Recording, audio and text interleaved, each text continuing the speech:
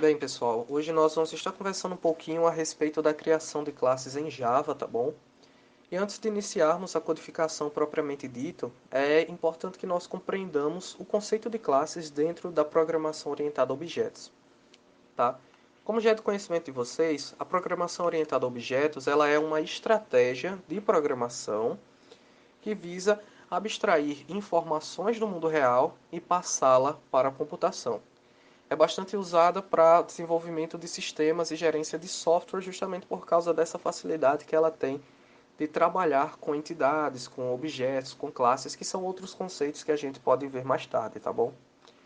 Mas dentro da programação orientada a objetos, a gente tem o conceito de classe. E o que é a classe? A classe é a representação de um objeto. Então, sempre que um objeto é criado, ele é criado a partir daquilo que a classe exige. Para que não fique só nas minhas palavras e fique um tanto quanto abstrato, vamos supor o seguinte exemplo.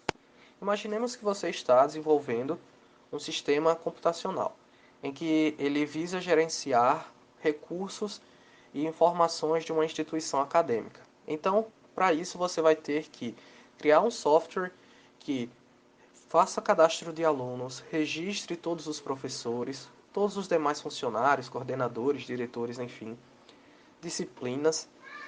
E nesse mesmo software você vai ter que fazer gerenciar dados de várias classes diferentes, várias abordagens diferentes.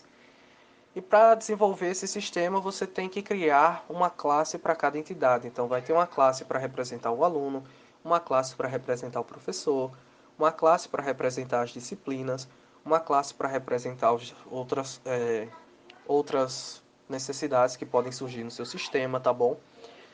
E aí agora a gente vai começar a codificação propriamente dita, uma vez que compreendemos qual o conceito de classe. Eu estou aqui no IntelliJ, como a gente já estava dando o exemplo, né, de um sistema de gerenciamento de uma instituição acadêmica, a gente vai fazer o exemplo em cima disso. A gente vai criar a classe aluno, tá bom? Então, já estou aqui no IntelliJ. E aí, uma classe, ela geralmente vai ter algum, algumas características dentro dela, algumas estruturas. Nem toda classe vai ter essas estruturas, tá bom? Mas é importante que a gente saiba quais são, porque a maioria vai ter. Uma classe ela precisa ter os atributos, que são características daquele objeto. Então, quando a gente vai programar e dizer quais são os atributos de uma determinada classe, a gente tem que pensar quais são as informações que aquela classe precisa ter. No nosso exemplo, um aluno. Quais são as informações que todo aluno precisa ter para ser cadastrado no meu sistema? É o nome? É a idade?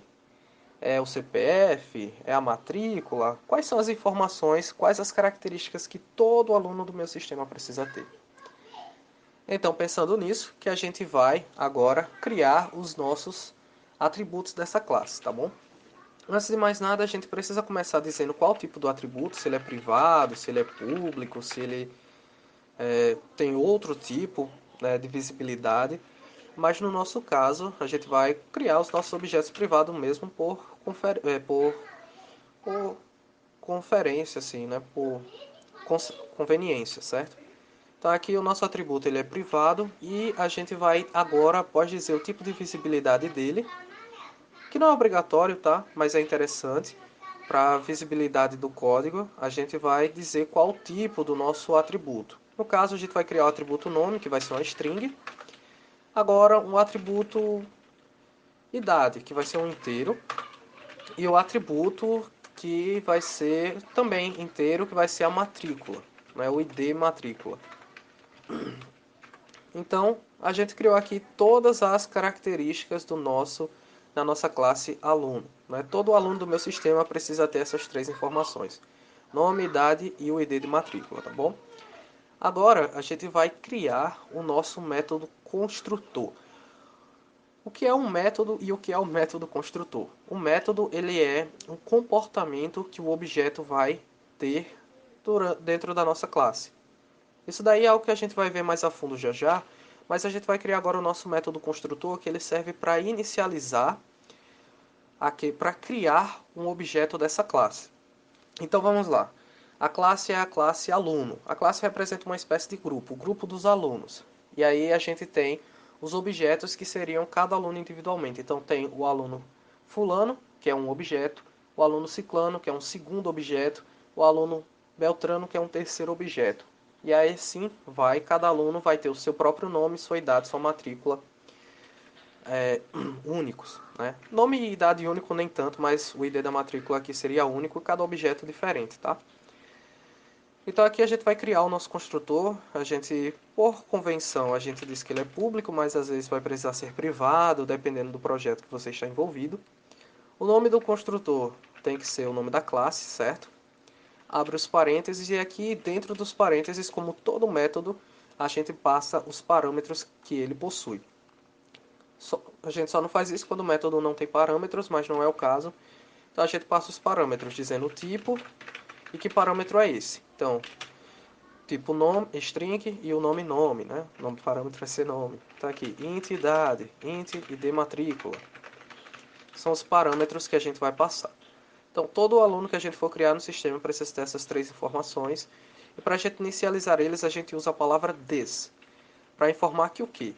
Que o atributo da classe está recebendo a variável que foi passada como parâmetro. Então aqui, ó, quando eu escrevo this.nome, eu estou dizendo, olha só, o nome, o parâmetro nome, o atributo nome da classe vai estar recebendo a variável nome passada como parâmetro na classe. Tá? Então, por exemplo, this.idade, eu estou dizendo, ó, essa idade aqui, que é parâmetro da classe, vai estar recebendo a variável idade, que está aqui, certo?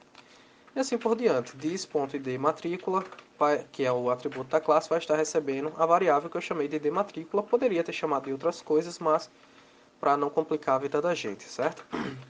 E agora, para criar um método, eu quero um método que me retorne um comportamento do objeto que me retorne o id da matrícula. Então aqui, public, né, o tipo do método e o seu retorno.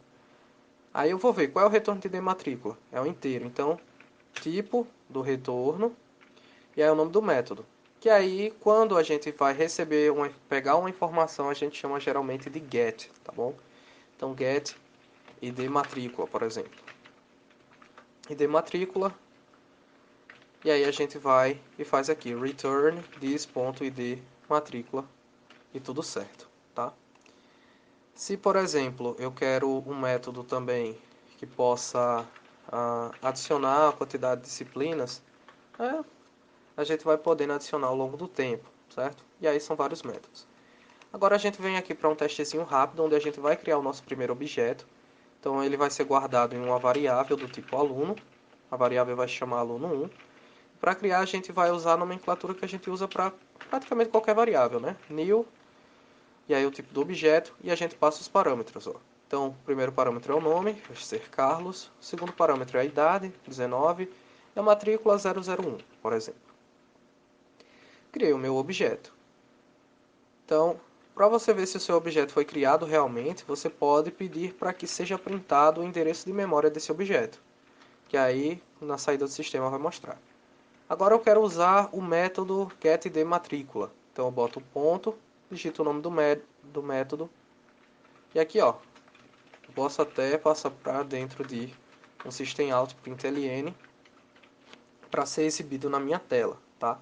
Então a gente vai rodar aqui essa classe main e ver se de fato aparece o endereço de memória indicando que o objeto foi criado e o ID matrícula desse objeto.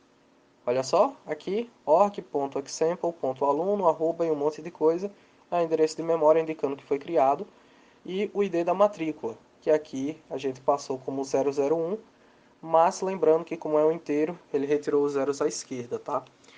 E aí no fim, pessoal, é isso, é bastante simples a criação de classes dentro do Java, lembrando qual o conceito e como que a gente pode construir as nossas classes, tá bom? Então, é isso e até a próxima. Bem,